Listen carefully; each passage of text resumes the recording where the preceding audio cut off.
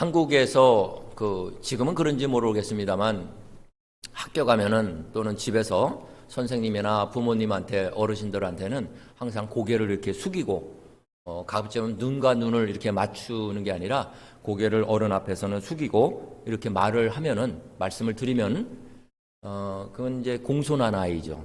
착한 아이고. 그런데 그런 아이가 미국에 이민을 왔습니다. 부모님 따라서. 그 학교에 가가지고 선생님을 눈을 안 맞추고 그리고 이제 뭐 선생님이 영어도 처음에는 잘 못 알아들으니까 선생님 앞에서 그냥 고개를 숙입니다. 그러니까 이 선생님의 관점에서 보니까 이 아이가 문제 아이예요. 한 번, 두 번이 그런 게 아니라 그냥 선생님 앞에서 무조건 이게 고개를 숙이는 거예요. 부모를 부릅니다.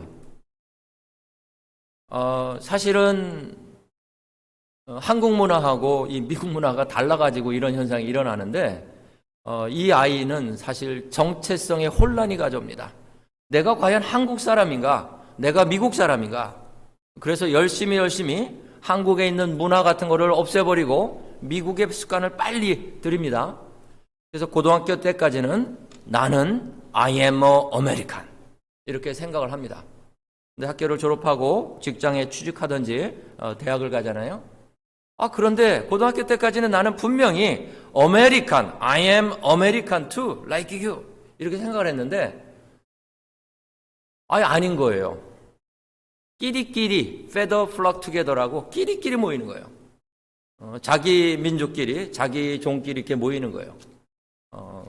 그리고 때로는 나보다는 그런 종족들을 이렇게 같이 끼리끼리 모이는 이런 사람들을 더 우선합니다. 여러분, 사실 이렇게 우리가 삶을 살면서, 인생을 살면서 이 정체성이라는 문제, 아이덴티티 문제가 굉장히 중요합니다. 이번에 어머니 때문에 한국을 이렇게 갔다 왔잖아요. 다녀왔는데 공항서부터 아이디를 보여달라는 거예요. 한번 보여주면 끝나면 되는데 조금 가면 또 비행기표하고 또 아이디를 또 보여달라는 거예요. 통과를 하면은 또 보여달라는 거예요. 그리고 비행기 들어갈 때도 또 게이트 앞에서도 또 보여주고. 하여간 도착해서도 아이디. 네가 누구는지 내가 알고 싶다는 거죠. 확인하기 위해서. 끊임없이 아이덴티티, 아이디를 요구하는, 정체성은 아니지만 아이디를 요구를 합니다. 이 아이디라는 건 아이덴티티인데 우리가 삶을 살아가면서도 이 내 정체성, 그리스도인의 정체성, 성도의 정체성이 무엇인지를 분명하게 할 때 조금 비바람이 몰아치고 또 눈보라가 몰아치더라도 내 정체성이 정확하게 디파인되어 있으면은 우리는 흔들리지 않습니다.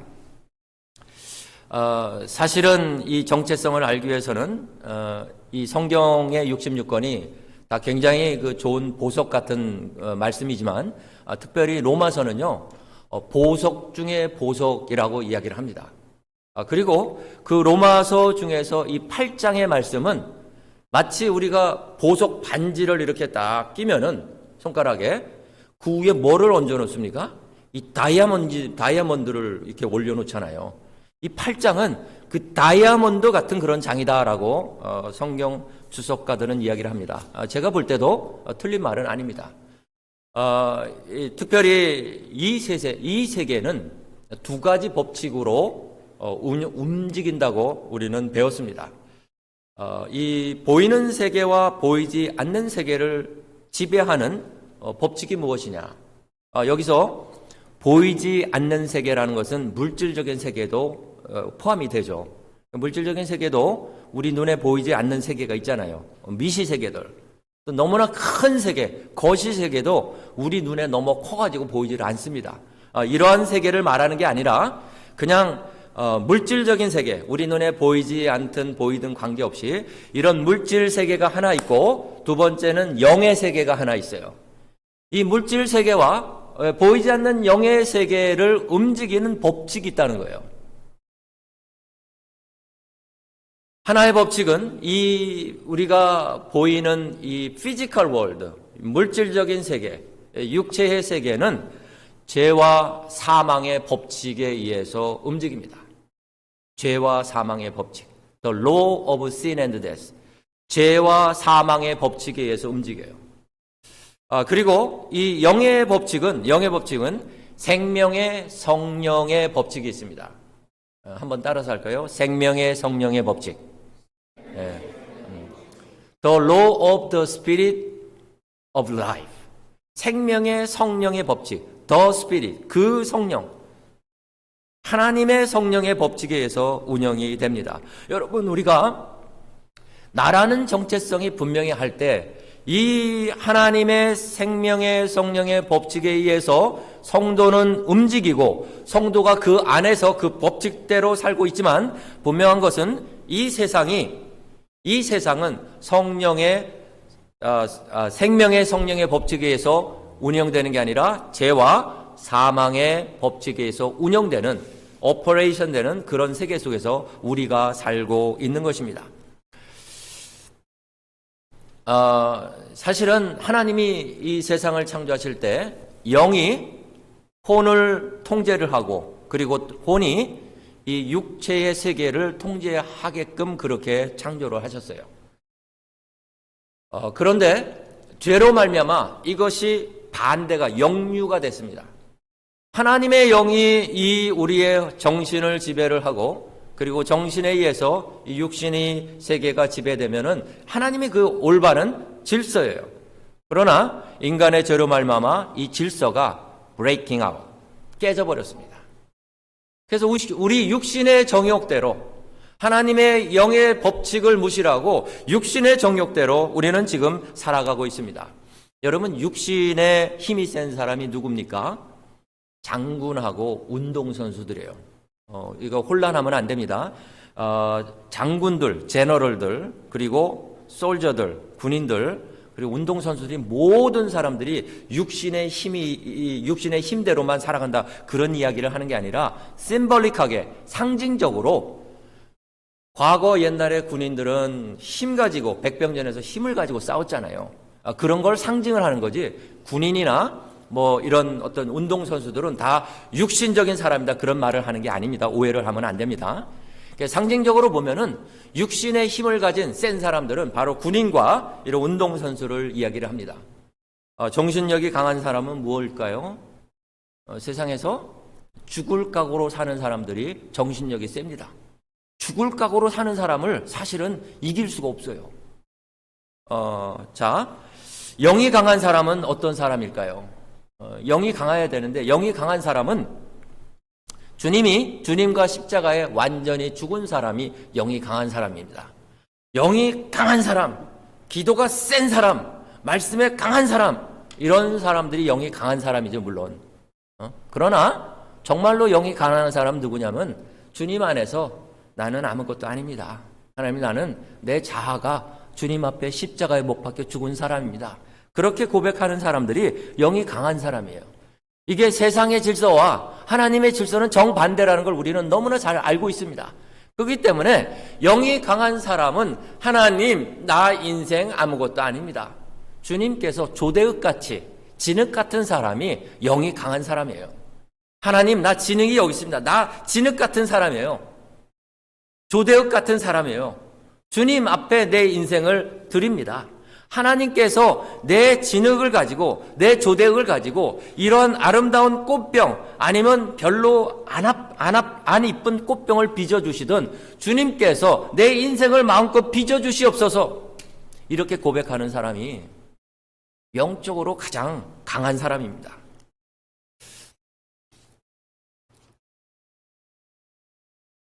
여러분, 정신이 육체를 지배하고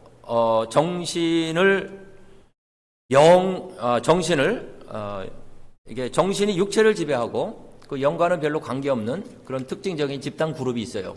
누군지 아십니까? 이 철학자들입니다. 필로소퍼. 철학자들은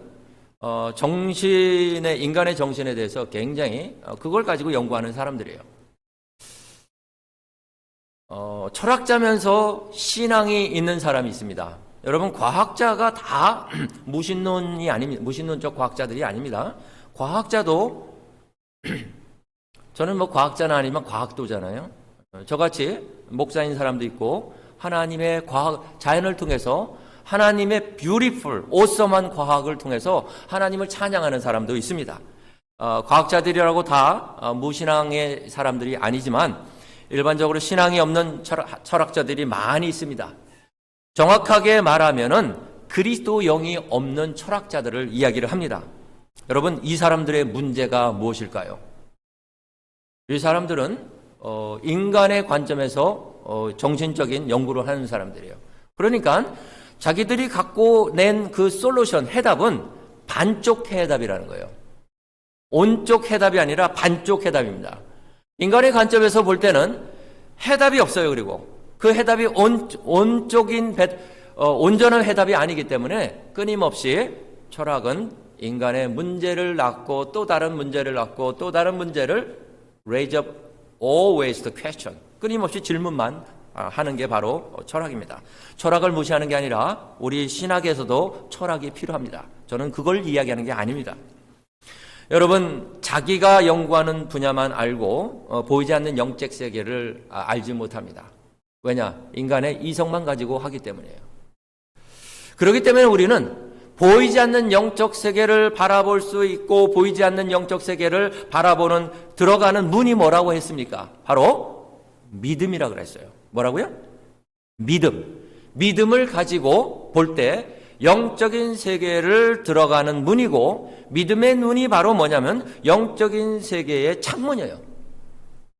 믿음은 사실은 하나님께서 나를 부르신 그 부름에 대한 응답이지만 그 응답도 하나님의 특별한 간섭과 하나님의 은혜가 없으면 내가 그걸 어떻게 깨달을 수 있겠습니까? 영적으로 완전히 죽은 캄캄한 곳에 있는 내가 하나님의 빛을 어떻게 알 수가 있겠습니까? 그 믿음 자체도 나의 반응을 통해서 믿음을 주신 그 믿음 자체도 하나님의 은혜 없이는 알 수가 없는 것입니다. 그렇기 때문에 에베소서 2장 8절 9절에서는 어떻게 이야기를 합니까? 내가 하나님의 그 은혜로 인하여 믿음으로 말미암아 구원을 얻었나니 내가 하나님의 그 은혜로 인하여 하나님의 은혜, 값없는 은혜, 내가 믿음의 반응을 통해서 그 믿음도 하나님의 은혜로 주셨고 그로 말미암아 내가 이 세상의 어두운 세상에서 하나님의 자녀가 된다고 이제 선포를 하고 있습니다. 여러분, 세상에서 가장 무서운 것이 무엇입니까? 원자폭탄이 무섭습니까? 수소폭탄은 원자폭탄보다 더 무섭습니다. 그런데 이 세상에서 가장 그것보다 더 무서운 게 무지입니다. 알지 못하는 이그노런스. 책 한 권 읽은 사람이 읽고 전 세계를 다 알고 있다고 이렇게 주장하는 사람도 많아요. 그런 사람들은 가장 무섭습니다, 사실은.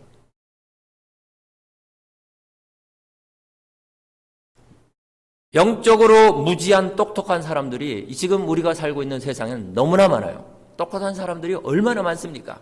근데 영적으로 무지해요. 저는 이런 사람들을 잘난 바보들이다라고 그렇게 제가 명칭을 붙였습니다. 세상은 시메트리, 대칭 구조로 되어 있다고 제가 한 달 전서부터 여러분들한테 틈만 남은 말씀을 드리고 있습니다.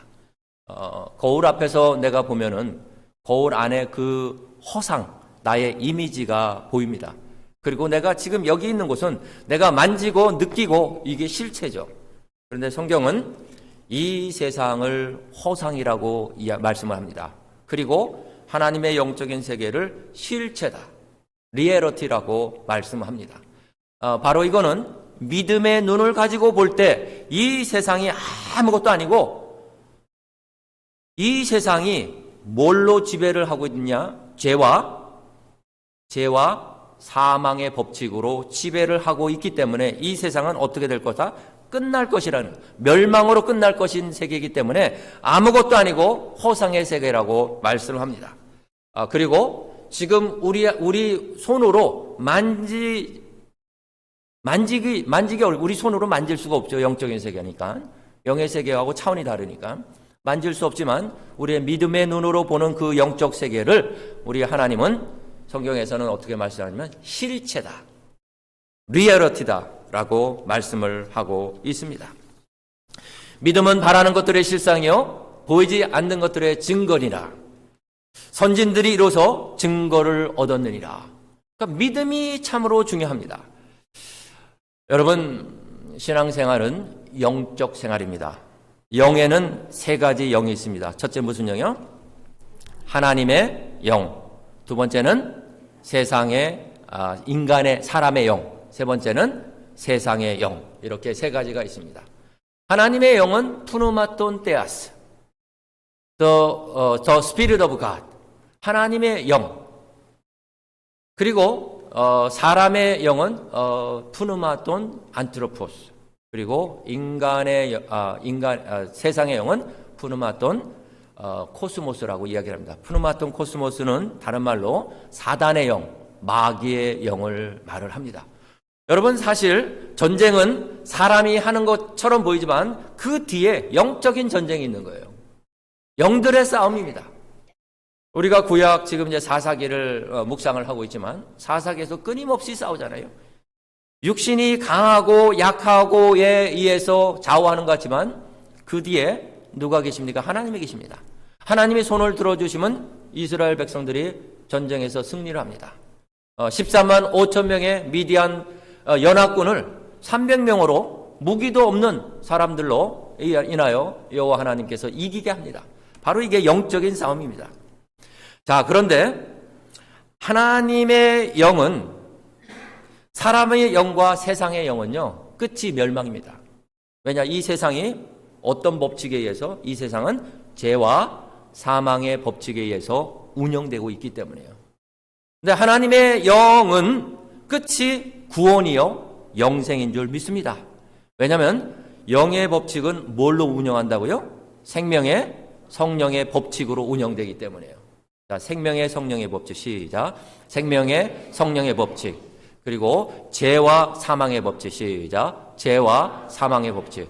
이 두 가지 법칙이 이 육신의 세계, 보이는 물질 세계를 움직이는 그런 영적 법칙, 그 법칙이고, 하나는 또 영의 법칙이 있는 거예요. 이 두 가지 법칙인데, 우리 그리스도인들은 오늘 말씀 보니까 하나님의 아들들이다. 이 아들이라는 말을 헬라어로 보니까 자녀라고도 번역할 수가 있어요. 똑같은 동의어입니다. 우리는 하나님의 자녀라는 거예요. 여러분, 절대로 우리가 잊어버려서는 안 되는 정체성, 나의 아이덴티티가 뭐냐? 나는 하나님의 자녀다. 시작. 나는 하나님의 자녀다. 이거를 잊어버리면 큰일 납니다. 내가 하나님의 자녀라는 게 얼마나 소중하고 귀합니까? 사실 나는 하나님의 자녀가 될 수 있는 자격이 없습니다. 그런데 나 같은 자를 하나님께서 하나님 자녀로 불러주셔서 정말로 세상 사람들의 뚜껑을 한번 열어보십시오. 세상의 뚜껑을 한번 영적인 관점에서 뚜껑을 열고 한번 보십시오. 권력 가진 자들 얼마나 여러분 부럽습니까? 저는 하나도 부럽지 않습니다. 여러분 부자들 부럽습니까? 저는 하나도 부럽지 않아요. 그들 머리를 뚜껑을 열고 보면요, 갈등과 반목과 미움과 증오와 하루하루 사는 게 지옥 같은 삶을 사는 사람들이 얼마나 많은 줄 아십니까? 권력 부러워하지 마십시오. 돈 부러워하지 마십시오. 아멘만 하시네요. 네. 하나님이 오늘 제가 예배를 드리면서 제 마음속에 참 하나님의 자녀라는 게 얼마나 귀한가다라는 것을 성령께서 말씀을 해주셔요. 하나님의 자녀가 얼마나 귀한 직분이냐. 예. 오늘 말씀을 보니까 이 사단의 영은요, 마귀의 영은 우리를 유혹을 해요. 우리가 어디서 산다? 죄와 사망의 법칙이 지배하는 세상 속에서 산다. 그런데 우리는 마음은, 하트는 어디에 있다? 생명의 성령의 영을 가지고 사는 사람들인데, 이 세상의 죄와 사망의 법칙에 있는 이 세상 속에 살기 때문에 세상의 영인 사단과 마귀의 영이 우리를 끊임없이 유혹을 합니다. 사단과 마귀가 이 머리 이마에 붙이고 나는 I am a Satan 이렇게 할까요? 절대 그렇게 하지 않습니다. 어떻게 가장을 하냐면 나는 너를 도와주는 사람이야. 나는 내 편이야. 나는 너를 더 유익하게 하려고 하는 사람이야. 이렇게 유혹을 합니다. 템터예요. 끊임없이 유혹을 합니다. 그 유혹하는 한 가지 이유가 딱 한 가지가 이유가 있어요. 하나님과 하나님의 자녀인 나와 뭐를 치려고 합니까? 스크리닝을 치려고 하는 거예요. 스크린 도어를 가지고 하나님과 나의 관계를 끊어버리려고 하는 거예요. 하나님과 나의 관계는 오늘 말씀을 보니까 아바 아버지, 아빠 아버지의 관계예요. 아빠 아버지의 관계를 스크린 도어를 쳐가지고 그 관계를 끊어버리려고 하는 존재들이, 적들이 사단과 마귀의 목적입니다. 이들이.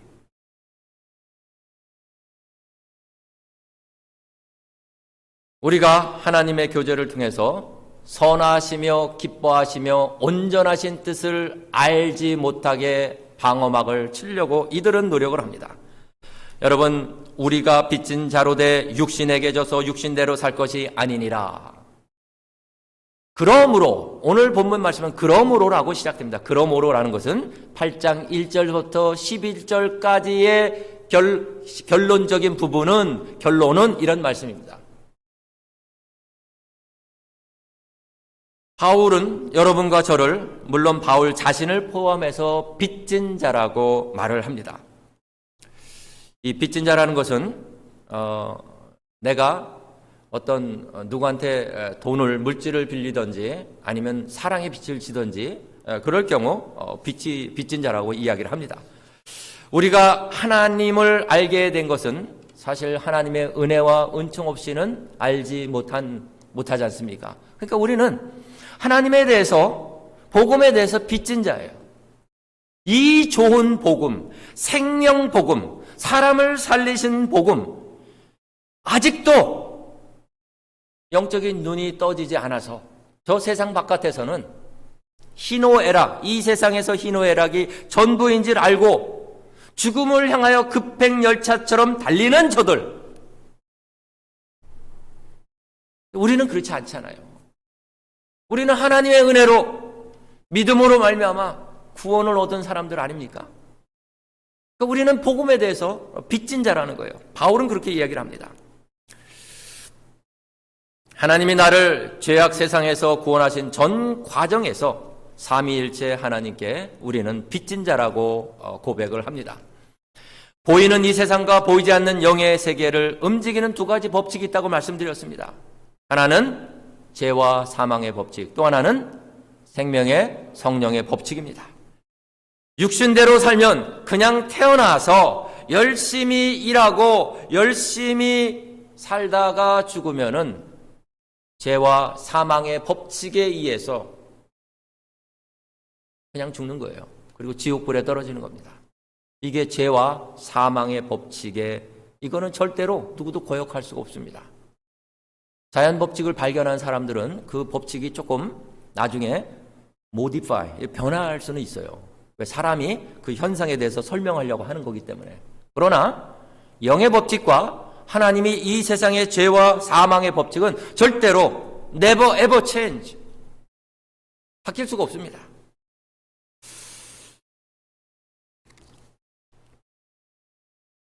죄의 싹은 사망이요, 하나님의 은사는 그리스도 예수 우리 주 안에 있는 뭐라고요? 영생이니라. 죄의 싹은 사망입니다. 그러니까 사망을 향해서 계속 이 세상은 치닫고 있습니다. 영으로서 몸을 행실을 죽이면 살리라. 영으로서 몸의 행실을 죽이면 살리라. 몸의 행실이라는 것은 뭡니까? 이 죄라는 것은 하말티아라고 말을 알고 있습니다. 하말티아는 관역으로부터 벗어났다라는 그런 뜻입니다. 하나님의 뜻과 멀어진 것을 말을 합니다. 영어로만이 하나님의 뜻을 따를 수가 있다는 말을 바울은 이야기를 합니다. 여러분, 누가 하나님의 자녀일까요? 누가 하나님의 자녀일까요? 14절은 이렇게, 누가 하나님의 Who is the children of God? 누가 하나님의 자녀일까요? 바울은 15절, 16절에서 하나님의 자녀에 대해서 변증을 합니다. 요한복음 1장 12절 말씀은 영접하는 자 곧 그 이름을 믿는 자는 누구다? 하나님의 자녀다라고 말씀합니다. 영접하는 자 곧 그 이름을 믿는 자들에게는 하나님의 자녀가 되는 권세를 주셨으니 너희는 다시 무소하는 종의 영을 받지 아니하고 양자의 영을 받았으므로 아바 아버지라 부르니라. 우리가 죄와 사망의 법에서 벗어나서 해방되어서 생명의 성령의 법 안에 머무를 때 우리는 어떻게 그렇게 머무를 수 있느냐? 종의 영을 받지 아니하고 우리는 어떤 영을 받았다? 양자의 영, adoption. 양자의 영을 받았다는 거예요. 하나님의 영으로 인도함을 받은 사람은 하나님의 아들입니다. 하나님의 자녀입니다. 하나님의 자녀라는 것은 그리스도의 영, 하나님의 영, 성령으로 인도함을 받는 사람을 말합니다. 여러분, 하나님의 자녀는 heir of salvation, 구원의 상속자입니다. 하나님 나라의 상속자예요. 그리고 왕같은 제사장이요, 택하신 족속이요, 거룩한 나라요, 하나님의 소유된 백성입니다. 누가요? 하나님의 자녀가. 여러분과 저는 양자의 영을 받아서 하나님의 자녀가 됐습니다. 사실 마귀의 자녀였다가 마귀라는 건 무슨 절에 들어갈 때 보면은 문 입구에 도깨비 박무회가 있고 아주 성난 얼굴, 환한 얼굴이 있는 조각 같은 거 있죠. 그게 이 마귀와 사탄이 아닙니다. 마귀는 굉장히 스윗합니다. 구분을 못하게 해요. 진리와 거짓을 구분을 못하게끔 이렇게 조미료도 치고 하는 그런 존재가 사탄과 마귀입니다. 왜냐? 사탄과 마귀는 타락한 천사예요. 그러니까 잘 알고 있습니다. 이들은. 하나님께서 이 양자의 영이라는 게 뭡니까? 양자의 영, 양자의 영, adoption. 내가 하나님과 원수된 그런 존재였는데 하나님이 나를 양자로 불러주신 거예요. 어둠의 자식을 양자로 불러가지고 너는 지금부터 내 아들, 내 딸이다. 내 자녀다. 내 상속자다. 그렇게 부르신 겁니다. 어덥션 한 거예요. 그 양자의 영이라는 것은 바로 성령을 말합니다. 그리스도의 영을 말합니다. 예수 그리스도를 이 세상에 보내주셔서 십자가에서 대속물로 나의 죄를 죗값을 치러주시고 나를 구원하시고 하나님의 자녀로 우리를 부르신 것입니다.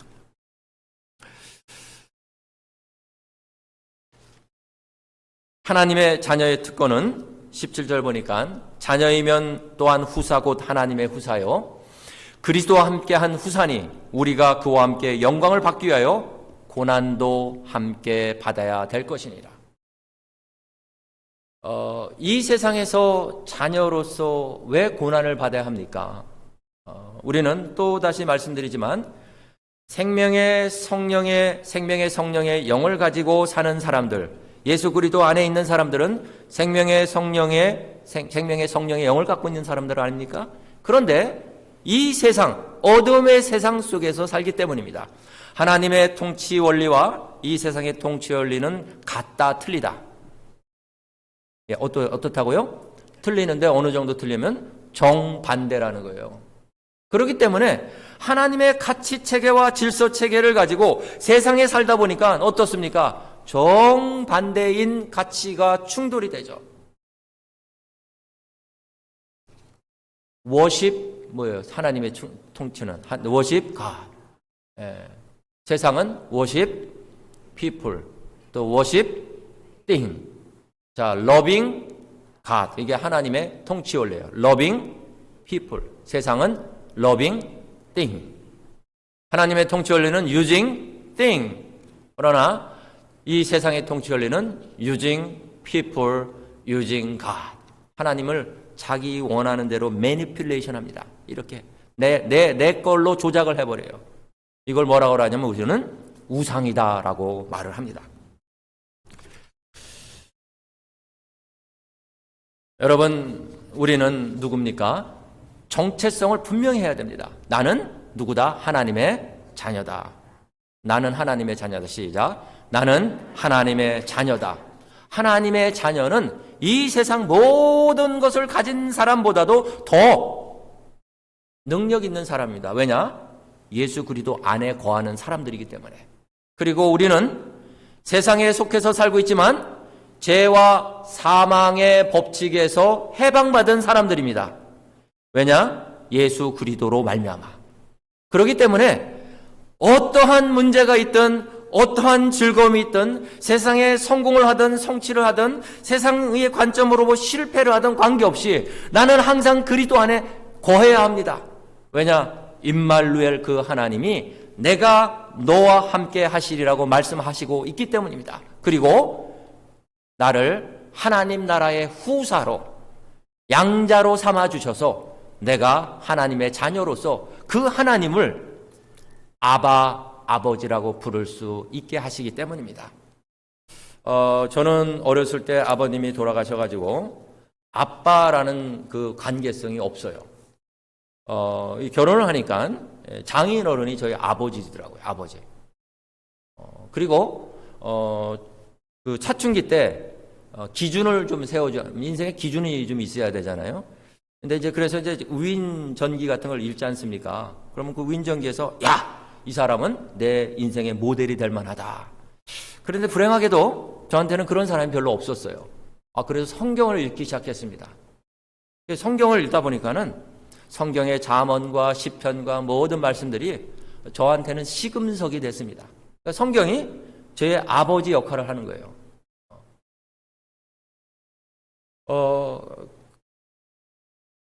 그리고 결혼해서 제가 아들과 딸을 이제 두고 있습니다. 어렸을 때, 지금이야 이제 다 나가서 살지만, 어렸을 때 보니까, 뭐가 조금 문제가 있으면은, 지네들 숙제를 하다가 문제가 있으면, 아빠! 불러요. 그냥 뭐, 아빠, 이거 도와주세요. 그게 아니라, 자기네들 무슨, 나한테 뭐를 맡겨놓은지도 않았는데도, 아빠! 이거 주세요. 이거 해주세요. 문제만 있으면 그냥, 아빠! 하고 불러도 되는 거예요.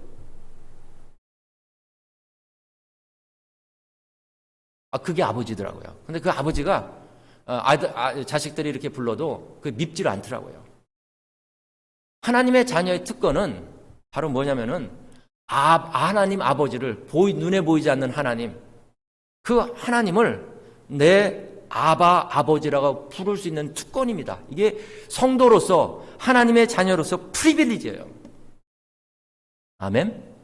이런 프리빌리지를 가지고 세상에 나가서 복음을 전하는, 생명 복음을 전하는 그런 생명의 성령의 법에 의해서 빚진 자로서 하나님의 증인된 삶을 사시는 여러분이 되시길 예수 그리스도 이름으로 축원합니다.